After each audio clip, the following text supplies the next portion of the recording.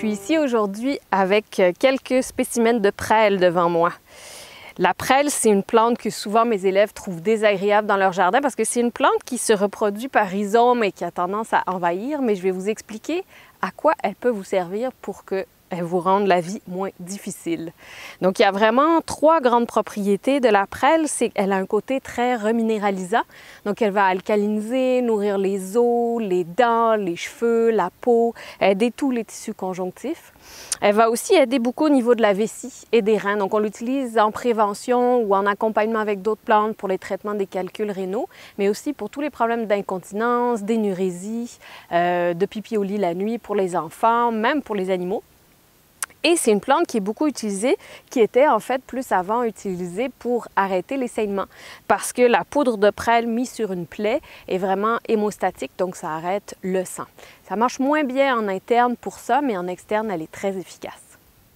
Il existe plusieurs sortes de prêle.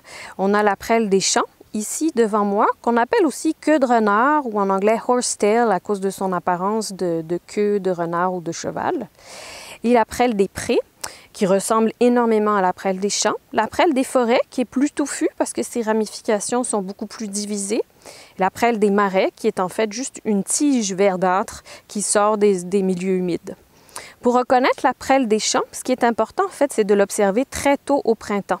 Tôt au printemps, elle va faire une tige fertile, d'abord, qui va être sans chlorophylle, beige, rose, duquel les spores vont être projetés dans les airs pour pouvoir reproduire la plante.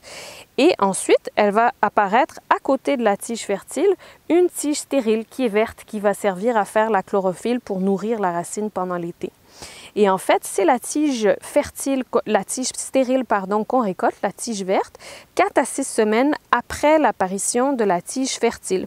Donc, c'est important d'observer quand la tige fertile sort pour pouvoir calculer. Parce que plus tard, la tige stérile, donc la tige verte, devient trop riche en silice et irritante pour les reins et potentiellement toxique.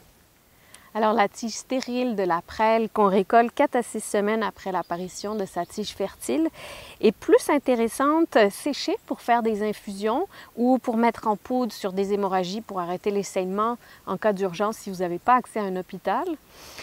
Ou encore en transformer en vinaigre de cidre de pomme pour vraiment bien extraire ces minéraux dans un vinaigre de cidre de pomme biologique à 8 à 9 % d'acide acétique. On la mélange à d'autres plantes reminéralisantes pour dynamiser le mélange parce que la prêle apporte cet effet synergique. En fait, elle aide à fixer les minéraux qui sont présents dans les autres plantes et dans elles-mêmes pour aller vraiment aux endroits spécifiques où le corps en a besoin. Dans les os, les dents, les cheveux, la peau, peu importe les besoins de la personne. Elle va aider quand les gens ont les dents sensibles, au chaud, au froid, par exemple, les cheveux cassants, secs, abîmés, les ongles qui se dédoublent, qui cassent facilement. Et on peut la mélanger avec des feuilles d'ortie, des fleurs de trèfle rouge, des sommités fleuries d'avoine aussi. Dans tous les cas, on en met une petite partie, 1/5e à 1/6e du mélange de prêle dans la tisane ou dans le mélange de vinaigre et ça aide à dynamiser et rendre les autres plantes encore plus efficaces. L'autre propriété intéressante de la prêle, c'est pour la vessie. Elle est intéressante pour tous les cas d'incontinence, pour les enfants qui font pipi au lit encore la nuit, les personnes âgées, les gens après une maladie, une convalescence. Donc là, encore une fois, elle peut être prise en infusion ou en vinaigre et elle aide à tonifier la vessie et arrêter ces pertes involontaires d'urine. Et sinon, elle aide aussi à défaire les calculs urinaires. Donc, les gens qui ont tendance à avoir des pierres aux reins, c'est vraiment une bonne plante à intégrer à des mélanges pour les reins pour aider à défaire ces calculs, mieux les éliminer, puis surtout éviter qu'il y en ait des nouveaux qui se forment. Là, celle que vous voyez est un peu trop vieille, en fait. On est au mois de juillet, donc elle n'a pas été récoltée et elle ne pourrait pas être prise en interne parce que sa teneur en silice est trop élevée et ça serait irritant. Mais elle est vraiment intéressante, soit en externe, pour faire on fait une infusion concentrée ou une décoction, c'est-à-dire qu'on laisse mijoter la plante fraîche dans de l'eau pendant une demi-heure.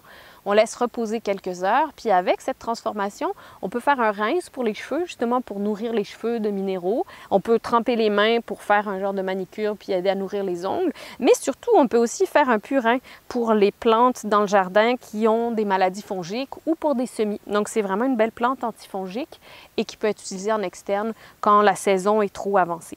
Alors, quand vous désherberez votre jardin au printemps prochain, surveillez bien l'apparition des tiges fertiles de prêle sans chlorophylle qui vont libérer les spores pour noter 4 à 6 semaines après cette date-là, le moment où vous devrez arrêter de récolter la prêle pour la tige stérile pour l'usage interne, en fait. Et pendant toute cette période, vous pouvez la récolter, la faire sécher pour faire des tisanes tout au long de l'année pour nourrir de minéraux vos os, vos dents, vos cheveux, la peau, ou la transformer en vinaigre, laisser macérer les tiges récoltées fraîches, les tiges stériles récoltées fraîches dans le vinaigre de cidre de pomme pendant 4 à 6 semaines, filtrer puis utiliser toute l'année dans vos salades. Et si par malheur ou par joie, elle repousse dans votre jardin plus tard dans l'été, vous pouvez toujours la récolter, ensuite en faire des rinces pour les cheveux, l'utiliser seulement en usage externe ou pour nourrir vos plantes dans le jardin et contrôler les infections fongiques. Alors, plutôt que de vous énerver sur cette jolie petite plante qui nous vient de la préhistoire quand même, profitez-en, partagez-la avec vos amis et à bientôt pour un prochain épisode de la série Les rejets du jardinier.